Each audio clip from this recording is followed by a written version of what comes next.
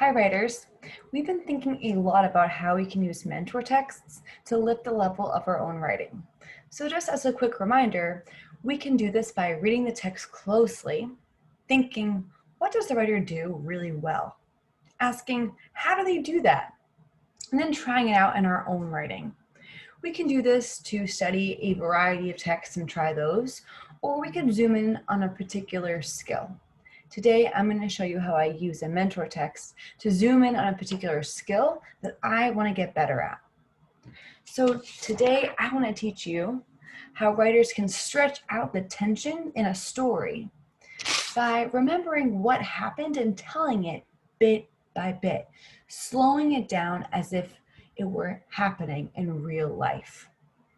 So to do this, let me just go back to the part of the story where the trouble gets worse, where the tension is the most intense.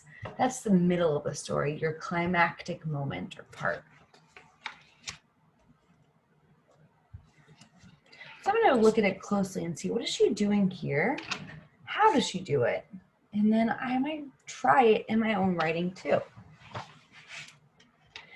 The part where the tension's really intense, that part where the trouble gets really bad, is when Rachel's teacher, Mrs. Price, holds up that sweater and all eyes are on her. "Whose is this?" Mrs. Price says, and she holds the red sweater up in the air for all the class to see. "Whose? It's been sitting in the coat room for a month." "Not mine," says everybody, "not me." "It has to belong to somebody," Mrs. Price keeps saying, but nobody can remember. It's an ugly sweater with red plastic buttons and a collar and sleeves all stretched out like you could use it for a jump rope.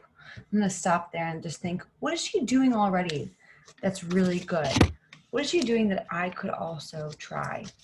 Well, she jumps to the part, so this is the part where the trouble gets worse, and she kind of just like gets into it right away, doesn't she?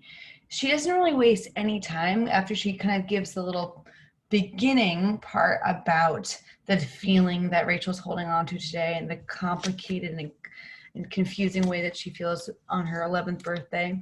And then as soon as the story picks up, it jumps right in. The trouble gets worse right away. So that's one thing I can keep in mind.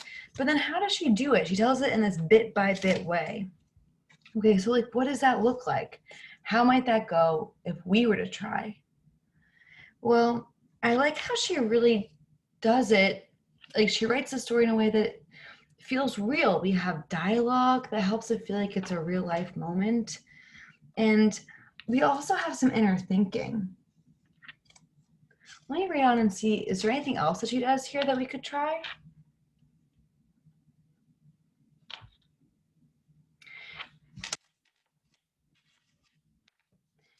It's maybe a thousand-year-old, and even if it belonged to me, I wouldn't say so. Maybe because I'm skinny. Maybe because she doesn't like me. That stupid Sylvia Saldivar says, I think it belongs to Rachel. An ugly sweater like that, all raggedy and old. But Mrs. Price believes her. Mrs. Price takes the sweater and puts it right on my desk. Do you hear those tiny actions? Really feels real. I can picture it. Mrs. Price takes the sweater and puts it right on my desk. But when I open my mouth, nothing comes out. So just from looking at the part where the tension is where the most important, looking at the most important part of the story, we can see a variety of techniques that the author uses to bring it to life, to stretch it out, to tell it in a way that feels real. So now I have some new thoughts about mine. I'm actually going to start over. Maybe today you start over for your middle. Maybe today you write the middle for the first time. Maybe today you revise. Whatever it is that you do, I think it's important to use the middle of a story to make the middle of your story stronger. Okay, I'm going to try to use these exact things in my own writing.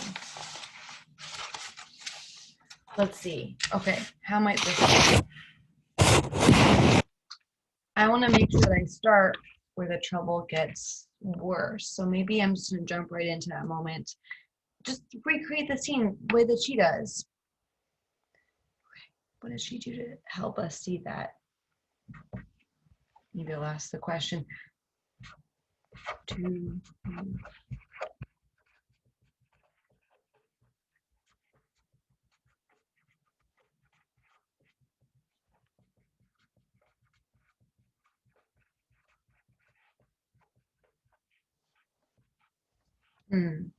She also gives like tiny descriptions and actions. So maybe I can add that in, just like tucking it in so that it has as much stuff as possible to help it feel like real life.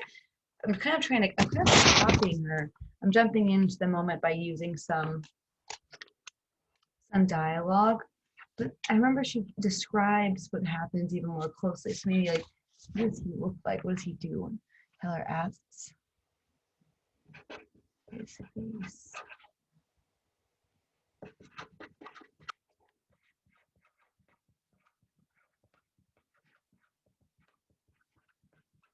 I love that part where she's like, all eyes are on me. And that's kind of how I felt in my story too. I'm going to bring that out as well.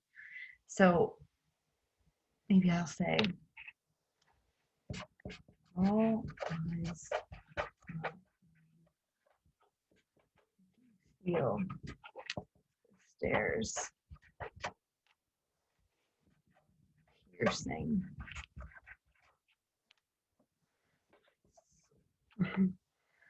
My face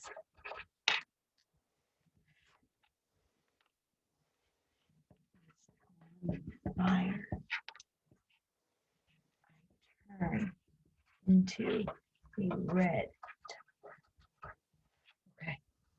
I'm trying to really really recreate what it felt like, what it looked like to be there. Maybe I can use some of those tiny actions. So now I have dialogue in mind. I kind of have some tiny actions. Maybe we can do some more. What else? Do you see how I'm going back and forth between the part of the text and my own story? And I'm not stopping there. I'm not going to just like do a little bit and move on. I'm really checking to make sure I'm doing it the way that the mentor does it. I'm pulling over these post-its only when I've done them, and I'm holding on to the ones that I haven't tried yet. Maybe some inner thinking needs to happen. Maybe some more tiny actions. Couldn't bear to look up at the crowd.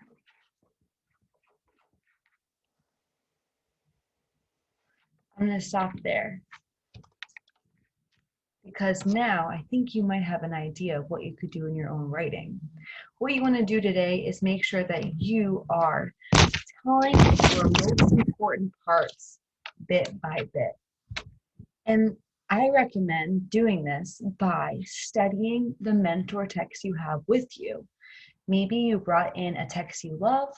Maybe you brought in your own independent reading book or book club book. Whatever it is, find the part where there's a lot of tension. Maybe the part where there's the most tension.